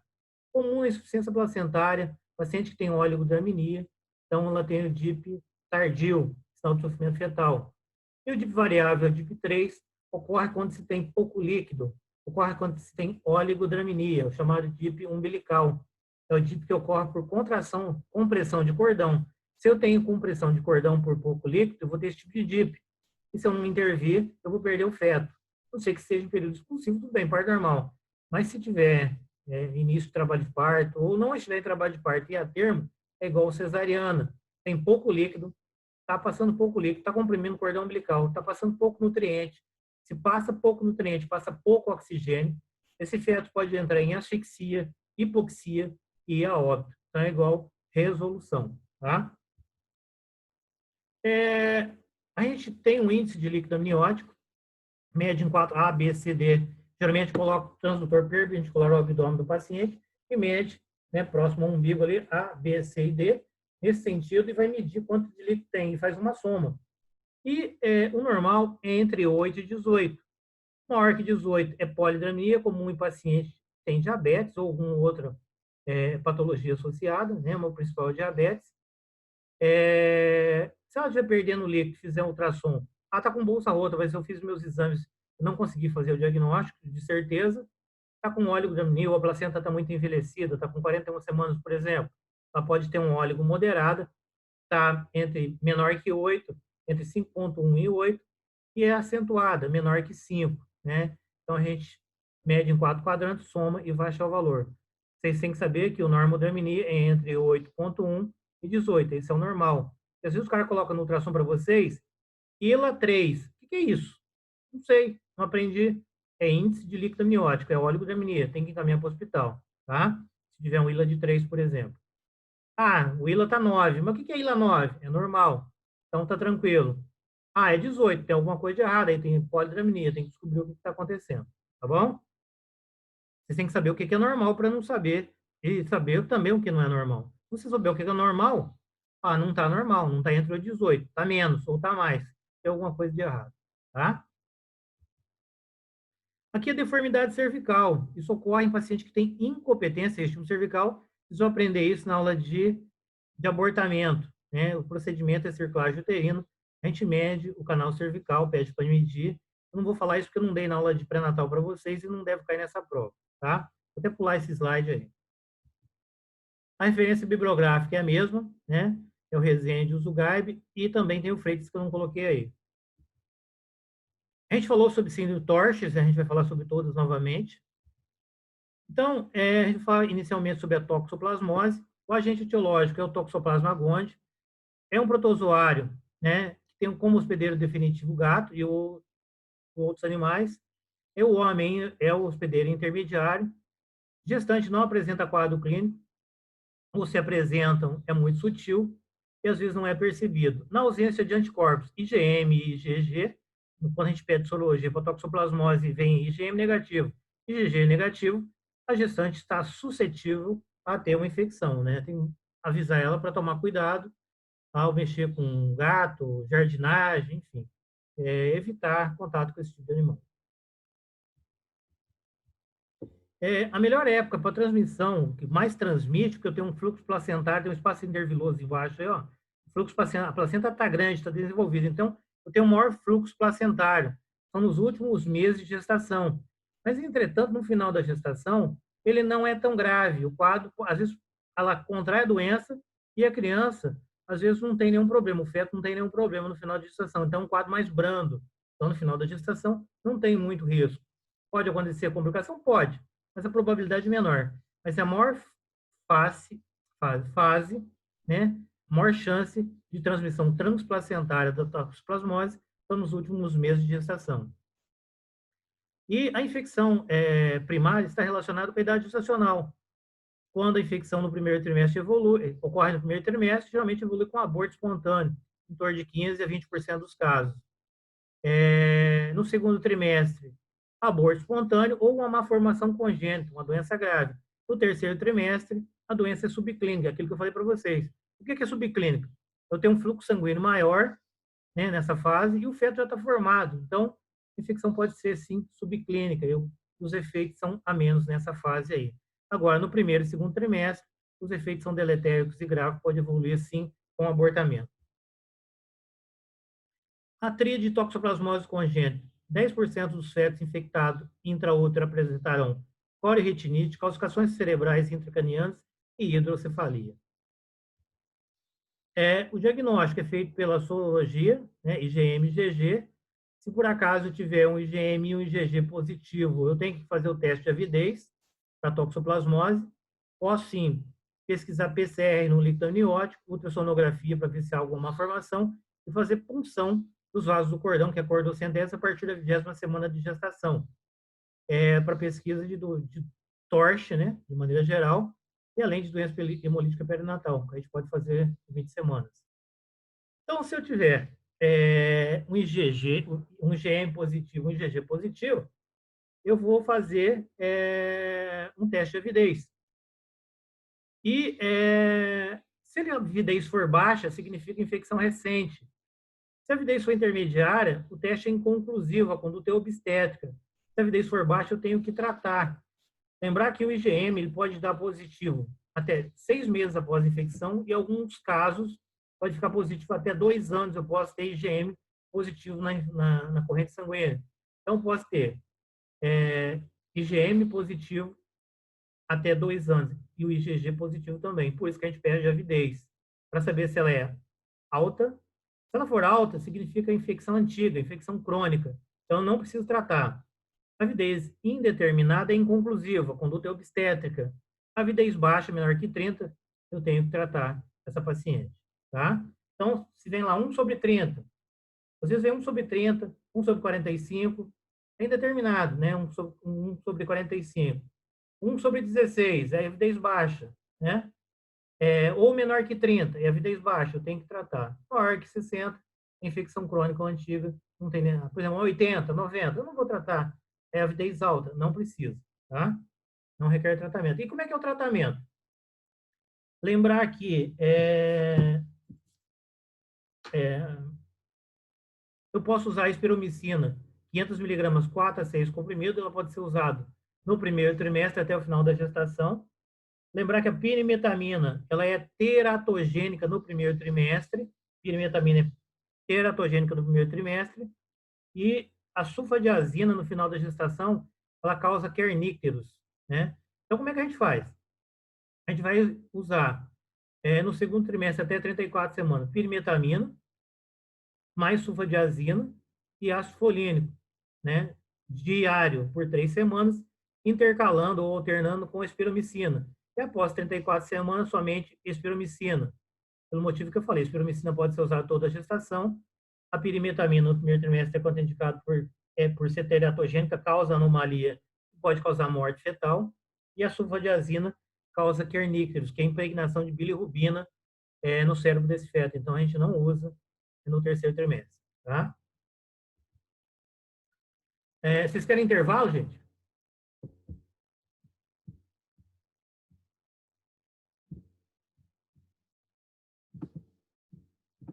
Querem intervalo?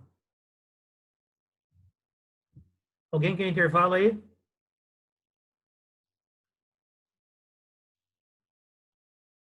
Teve sim, estão reclamando aí. Tanto faz, vocês que sabem, que é um intervalinho de 5 minutos, vocês que sabem. Sim? Tá, 5 minutos, tá? De intervalo. A gente já volta.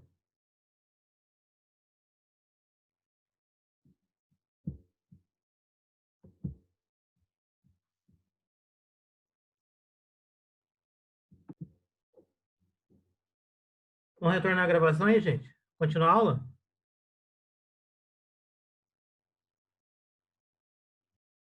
Então, vamos lá. Eita! Vamos lá, a gente vai falar sobre rubéola, né? Então, 85% dos defeitos congênitos... Tá gravando? Não tem para gravar? Deixa eu ver.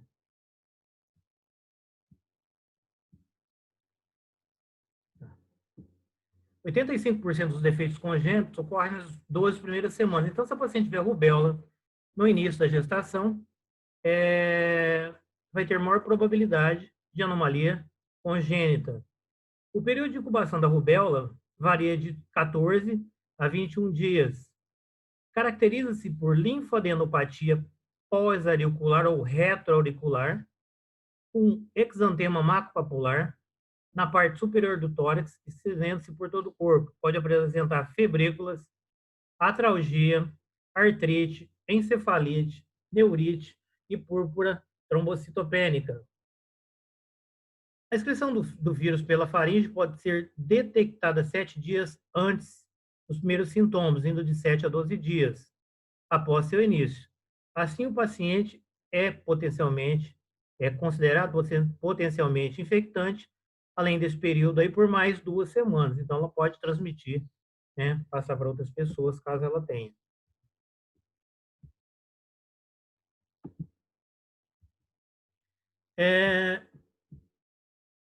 Não se vacina, né? Não se tem campanha há um certo tempo, né?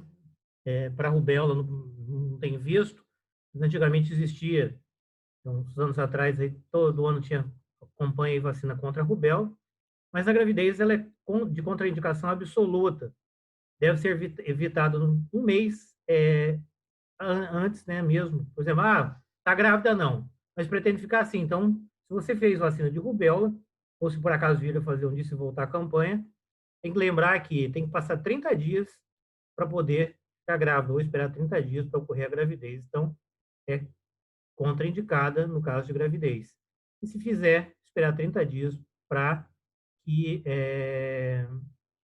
engravide. Antigamente, eu tinha menos experiência, quando eu via vacina, campanha para rubéola, era assim, a enfermeira chegava para o paciente e falava assim, você está grávida? Não. Vacina para rubéola. Daí a pouco era aborto, né? Então, a mulher estava grávida e não sabia. E aí, isso depois acabou a campanha para vacina, não tenho visto mais. Mas se por acaso tiver que fazer um mês antes da gravidez, ou nesse período evitar a gravidez, e vai ter problema, né? E não faz parte de rotina do pré-natal. Então, norma técnica do Ministério da Saúde de 2011, em 2010, o Brasil foi certificado como um país sem circulação do vírus da rubéola por mais de 12 meses. Por isso que não tem tido campanha, não tem, né? Não tem visto. Creio que não tem. Mas o trabalho tem vários tipos de campanha e eu não... Acho que desde essa época aí, de 2010, acho que o tempo passou rápido. Estou ficando velho, né? Então não tem mais. Qual é a síndrome da rubéola congênita? O que vai ter? Geralmente surdez, microcefalia, defeito cardíaco, alterações cardíacas, cardiomegalia, alteração de septo interventricular, como está na foto aí, né? E além disso, catarata congênita ou cegueira. Rápido, né? Rubéola rapidinho. Citomegalovírus. As 2 vias mais comuns de exposição, né, no caso da gestante, é o contato sexual, contato com saliva e ainda urina de criança contaminada. A infecção congênita pelo citomegalovírus é responsável por sequelas definitivas, morte na infância e menor número de casos de síndrome de Down. Às vezes, abortamento e má formação congênita mesmo, né? Uma anomalia do tubo neural, surdez neurosensorial e ainda, se sobreviver, retardo mental. Não é recomendado, né, como a gente viu, o rastreamento para citomegalovírus. O diagnóstico laboratorial só deve ser indicado se a gestante apresentar sintomatologia semelhante ao da mononucleose ou de mononucleose, ou sinais ultrassonográficos sugestivos de infecção fetal pelo citomegalovírus. Aí sim, pede. Eu vi o ano passado um paciente com sorologia positiva na gestação e evoluiu com um óbito intrauterino, tá? Foi no nosso serviço. O paciente veio da cidade vizinha aí, que a gente tem um convênio. Então, não fez rastreio, mas aí, como ela tinha clínica, ultrassom feto totalmente mal formado, a gente pediu e deu IgM positivo para citomegalovírus. Não tem vacina, não existe, né, vacina até o momento disponível para evitar a infecção por citomegalovírus. Os achados clínicos da infecção congênita pelo citomegalovírus, caso ocorra, né, e o feto sobreviva, vai incluir icterícia, petéquia, trombocitopenia, hepatoesplenomegalia, crescimento intrauterino restrito, hidropsia fetal, miocardiopatia, hidropsia fetal não imune. Então, pode acontecer. E morte intrauterina com a própria má formação congênita pode levar.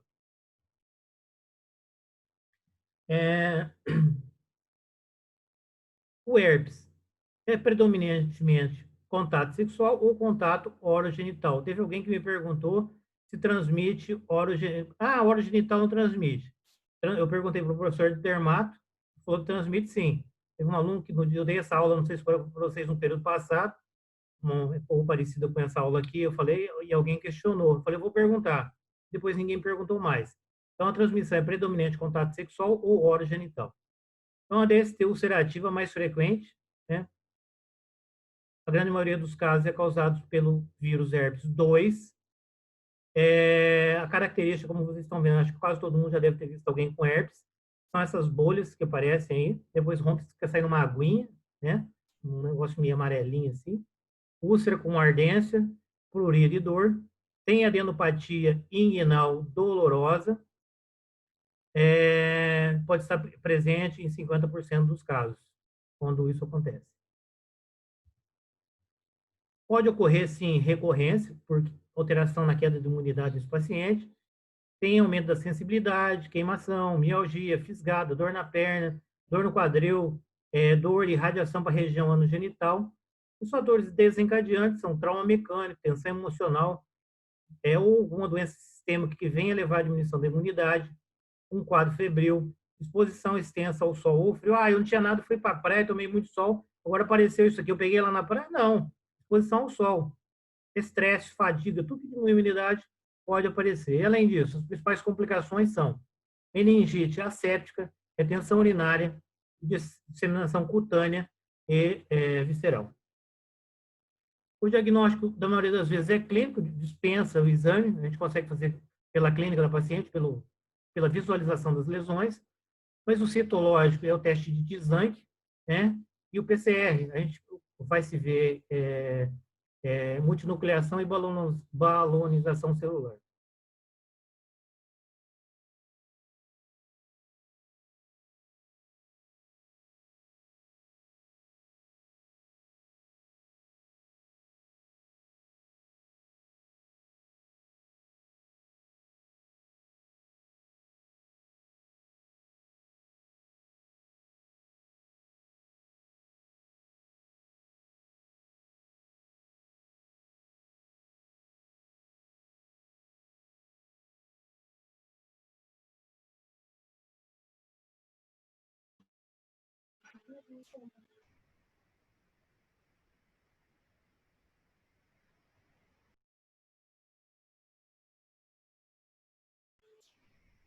Caetano, libera o áudio. Voltou? Voltou. Beleza, então. O tratamento. A parte de cima vocês pegaram? O diagnóstico clínico? Gente? Vamos lá, o tratamento. Reduzir a duração do episódio e reduzir as recidivas. Eu posso usar a ciclovir 200 miligramas de 4 em 4 horas. Lembrar e orientar o seu paciente que a ciclovir pode dar intolerância gástrica e diarreia. O período é de 10 dias. Mas se por acaso tiver intolerância gástrica, eu posso espaçar, ao invés de 4 em 4 horas, de 6 em 6 ou de 8 em 8 horas. Meu objetivo é regredir as lesões.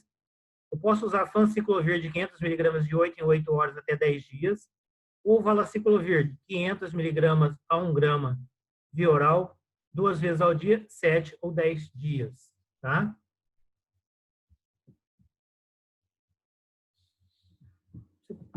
Acho que minha internet está ruim. Como é que se dá, então, a lesão para o feto? Pode ocorrer no momento do parto. Se ela tiver lesão ativa, lesão genital ativa, o ideal é se fazer cesariana.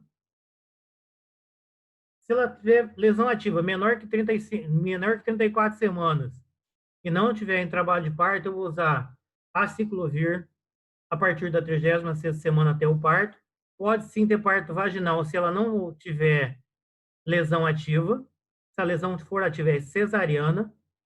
E se eu fiz o tratamento adequado e não tem lesão ativa, parto normal. Se tiver lesão ativa, cesariana. Então, o ideal é tratar as lesões e a gente usa a ciclovir. Se não tiver lesão, tolera-se parto normal. Tá bom? Alguém quer falar alguma coisa? Que tá cheio de gente aqui. Peraí, bate-papo.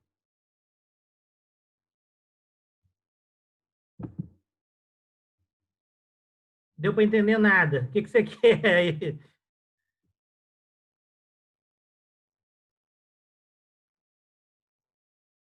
Gente, tá ruim aí? É que a internet sua deu uma travada, mas já voltou. Já. Mas vocês perderam qual parte aí? Qual parte vocês perderam, gente? A minha internet aqui tá batendo 25 mega, não sei por que tá caindo. Gente, quer que volta a parte do herpes? Alguém responde aí. Rodrigo. O ha-ha-ha para todos aí. O que você não pegou aí?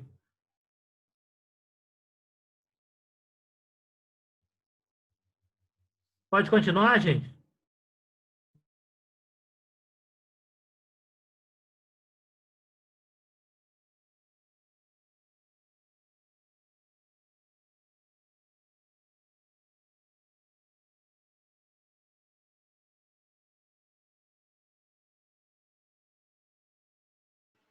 Caetano, o áudio de novo.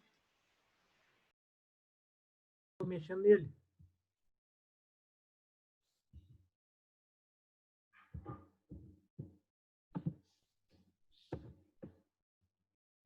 Essa aula aqui, quem deu para vocês foi o Aranda, tá? É modificações do organismo materno. Então, modificações do organismo materno. Por que ocorre essa modificação? Primeiro, visa nutrir o ovo, oxigenar o ovo, né? No caso, o feto, e preparar para o parto e para o puerpério. Tá bom, aqui. Modificações físicas e endócrinas são alterações decorrentes de quê? De enzimas e hormônios atuando sobre órgãos reprodutores, aumento do volume e circulação do útero e alteração da estática materna, necessidade fetal em oxigênio, nutriente e distúrbio no metabolismo materno. Então, tá ligado aqui, fatores hormonais e fatores mecânicos. Quais são os fatores hormonais? São aqueles produzidos pela placenta e pela própria modificação da gravidez impõe essa paciente. Primeira coisa que eu tenho é a produção de gonadotrofina coriônica, que é produzido pelo tecido sincício trofloblástico, o HCG, que duplica a cada 72 horas. A aula pode estar diferente da aula que ele deu para vocês, mas o tema é o mesmo, tá? O que ele não deu para vocês é o que pode ter alguma coisa a mais e possivelmente não cairá na prova de vocês, porque a prova até já foi pronta, já foi feita. Essa aula seria ele que daria para vocês, mas ele pediu para eu repassar e dar essa aula para vocês, tá? Então, fisiologia. Ele é semelhante ao LH, estimula a produção de quem? De progesterona. Estimula a esteroidogênese placentária e a progesterona tem um bloqueio, tem finalidade de proteção. Como assim? Estimula a produção de progesterona e tem bloqueio e proteção. A progesterona faz um bloqueio miometrial progesterônico. Qual é a finalidade disso? A finalidade é que não haja contração do útero, né? Evita que ocorra o trabalho de parto prematuro. Então, tem progesterona que é produzido após a ovulação pelo corpo lúteo. Ocorreu a fecundação, eu tenho progesterona sendo produzida pelo corpo lúteo até 7, 8 semanas, mais ou menos. Depois, quem assume o papel na produção de progesterona até o final da gravidez, ou a hormonologia toda da gravidez, é a placenta. E é importante na fisiologia da implantação e bloqueio na atividade contrátil, evita a progesterona, evita que ocorra a contração uterina, para que não ocorra o aborto ou ocorra a perda desse feto. A nível de metabolismo glicídico, o feto necessita de uma demanda permanente de glicose e aminoácido, então tem transferência preferencial de glicose. Os ácidos graxos não atravessam a placenta, ocorre a redução da utilização periférica de glicose pela mãe, e aí tem-se os hormônios contra-insulínicos, principalmente HLP, cortisol, progesterona, estriol, né? Então, esses hormônios contra-insulínicos, eles antagonizam a ação da insulina. Frente a isso, o pâncreas tem que produzir mais insulina. Para quê? Para antagonizar a ação do lactogênio placentário.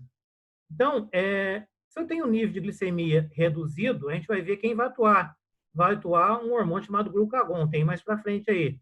E o que ele faz? Ele vai fazer uma lipólise, ocorre a glicogênese, que é a produção de glicogênio, e depois, quando ocorre queda nos níveis de glicemia por algum motivo, eu tenho que dar glicemia para essa mãe para ela não fazer hipoglicemia. Alguém abriu o microfone aí. E aí, o que acontece? Entra em ação o glucagon, fazendo uma glicogenose, liberando glicose para a corrente sanguínea. A gente vai ver para frente. Então, também tem hiperinsulinemia pós-prandial, que são fatores contra-insulínicos. Os principais hormônios. O da gravidez, o estrogênio principal é o estriol, isso aqui eu já falei. Metabolismo lipídico. Necessidade de glicose, de reserva, né, de glicose para o feto. Eu tenho modificações no metabolismo lipídico e eu tenho maior catabolismo de gordura. Então, o que o glucagon faz? Ele atua a nível hepático, ele faz, primeiro ocorre o depósito no fígado, de quê? De glicogênio. Depois eu tenho uma glicogenólise, e aqui é a quebra do glicogênio, mobilizando o depósito de gordura e aumentando o ácido graxo livre. Com a finalidade de quê? De liberar energia, de liberar glicose para a corrente sanguínea dessa paciente. Então, ele tem ação lipolítica, antagonizando também a ação de quem? Do hormônio lactogênio placentário, o hormônio contra-insulínico. A nível de metabolismo proteico, eu tenho aminoácido e energia para síntese de proteína. Na verdade, não é que ocorre uma diminuição total de proteína, ocorre uma hemodiluição, uma discreta queda na concentração de albumina. As gama-globulinas têm pouca alteração e eu tenho aumento de fator de coagulação, principalmente fator alfa, beta e fibrinogênio. Então, tem aumento de fator de coagulação. Na postura e deambulação, a paciente vai ter uma lordose lombar, ela tem um desvio do eixo de gravidade para frente. Na verdade, ela faz isso, a barriga, né, o abdômen joga a coluna, fazer uma lordose lombar. Tem um desvio no centro de gravidade, aumentando a base de sustentação e afastamento dos pés. E vai levar a uma chamada marcha anserina. Para quê? Para compensar o peso do útero gravídico. Dor lombar, dor cervical, costuma ser comum nesse caso, pela mudança do eixo de sustentação, do eixo de gravidade. Então, ela vai ter acentuação na lordose lombar, desvio do centro de gravidade e polígono de sustentação, vai ter uma certa marcha anserina, ela anda com a mão na cintura e anda meio que com um pato, né? Meio remando, né? E tem tendência a aumentar dor cervical e dor lombar, com acentuação da lordose lombar. Igual a foto que vocês estão vendo aí. No sistema hematológico, eu tenho um aumento na massa eritrocitária de 40% a 50%, aumenta lentamente. O mecanismo de controle diferente, existe um mecanismo de controle diferente do que regulam o aumento do volume sanguíneo, né, em relação à massa eritrocitária. Tem que ser uma redução do hematócrito, mas é diluicional. Com hemoglobina de 11, por exemplo, eu vou ter 33, 34 de hematócrito para uma gestante. É normal. Mas o que a gente faz? Suplementação com ferro sérico. Então, a gente dá para o quê? Ferro sérico para o paciente, para amenizar os efeitos da anemia. E ocorre uma maior mobilização de reservas maternas. O que acontece com os leucócitos? Se elevam durante a gestação. No parto e pós-parto, você pode ter, no pós-parto imediato, em torno de 24 a 48 horas, uma leucocitose fisiológica de até 25 mil leucócitos, sem que haja desvio para a esquerda. Isso é considerado fisiológico, tá? Eu tenho modificações no sistema de coagulação e fibrinólise, então vai aumentar os fatores de coagulação, principalmente com aumento de fibrinogênio, e até o parto. Isso ocorre, é normal até a dectação. E eu tenho um tempo de sobrevida das plaquetas, em um menor tempo de vida, né? Ela ocorre um catabolismo mais acelerado das plaquetas, diminui a sobrevida. E a gente suplementa com sulfato ferroso, né? Esse ácido fólico aí está fora, não devia estar nem incisais aí, até 12 semanas. O metabolismo hidroeletrolítico, maior retenção de líquido, Tem-se retenção de sódio. Não estou entendendo porque minha internet está instável aqui. Tem maior retenção de sódio. Novo nível de osmolaridade. Vamos modificar a osmolaridade. Tem alteração na pressão oncótica. Com isso, tem uma redução na concentração de hemoglobina. Tá? A gente tinha lá atrás, a gente já viu. Queda do hematócrito. Diminuição da concentração de albumina. Aumento do débito cardíaco. Elevação do fluxo plasmático renal e edema periférico, em consequência da diminuição de proteínas. Então, tem um aumento do débito cardíaco em torno de 30% a 50%. Ele é máximo entre 20 e 34 semanas, não me lembro direito, mas é isso. Então, tem um aumento da frequência cardíaca, um aumento da precarga posteriormente. E o que acontece? Ela vai fazer uma vasodilatação no início, e depois, em consequência de que ela vasodilata? Em consequência da diminuição da resistência vascular periférica. Com isso, eu tenho a diminuição na pressão inicial dessa paciente no início da gestação. E se eu diminuir a resistência vascular periférica, eu vou ter diminuição da pressão arterial, principalmente no início da gravidez, até 20 semanas, e uma baixa resistência a nível placentário. No sistema circulatório, as alterações hemodinâmicas que podem acontecer. Circulatório com diafragma, o que isso tem a ver aqui? Vou ver aqui. Tem sim dispneia por elevação do diafragma, o útero em crescimento comprime as alças e ele vai elevar o diafragma. Então, diminui a tolerância ao exercício, vai falar que fica mais cansada. Ela pode ter, sim, um ataque cardíaco. Alteração na escuta cardíaca, você vai ter um sopro de ejeção, né, um sopro sistólico, desvio do ictus cardíaco, desdobramento de B3 audível e maior presença de extracístole. A função renal, provavelmente devido ao aumento dos níveis de ACTH e ADH, vai estar alterado. Pelo aumento de aldosterona, cortisol e hormônio da tireoide, que também podem ser aumentados durante a gestação, e aumento do volume plasmático. Tem esse aumento da taxa glomerular em torno de 50%, e tem-se uma glicosúria e proteinúria, que é fisiológica da própria gestação. E repetindo de novo, fluxo renal plasmático aumentado em torno de 25% a 50%. Tem-se uma dilatação da pelve renal por hipotonia do ureter. Tem retenção, pode ocorrer uma maior retenção de urina, por isso que ela tem polaciúria. Na grávida, isso geralmente não ocorre. Tem por compressão, dilatação ureteral. Tem-se uma êxtase urinária por compressão mecânica, o crescimento do feto, ali comprimindo o alce e comprimindo o próprio abdômen. Tem maior predisposição à infecção urinária e cálculo de infecção urinária por compressão e por êxtase urinária também, e às vezes por até alteração do ângulo vésico-uretral. Maior tendência à hidronefrose ocorre na gravidez. Em relação ao aparelho respiratório, tem-se o consumo de oxigênio aumentado em torno de 20% a 30%. Eu vou aumentar a PO2 e diminuir a PCO2, aumentando a ventilação com o aumento da frequência respiratória. O pH é mantido pela secreção de bicarbonato aumentado. Isso leva à tendência a uma alcalose respiratória quando ela aumenta a frequência respiratória. Tem alteração no ângulo subcostal, está repetindo que elevação do diafragma e respiração predominantemente no final da gestação pode ser diafragmática por consequência da própria compressão. A nível intestinal, gastrointestinal, o que reduz o movimento intestinal progesterona, o esvaziamento gástrico se torna mais lento, tem maior tendência à constipação, então o hábito alimentar, às vezes, a gente orienta em maior ingestão de fibras para evitar constipação, também tem maior tendência à hemorroida por compressão de plexo hemorroidário, tem aumento na salivação, hipertrofia e hiperemia gengival. Náusea e vômito também é comum no início da gestação, mas pode predominar durante a gravidez toda.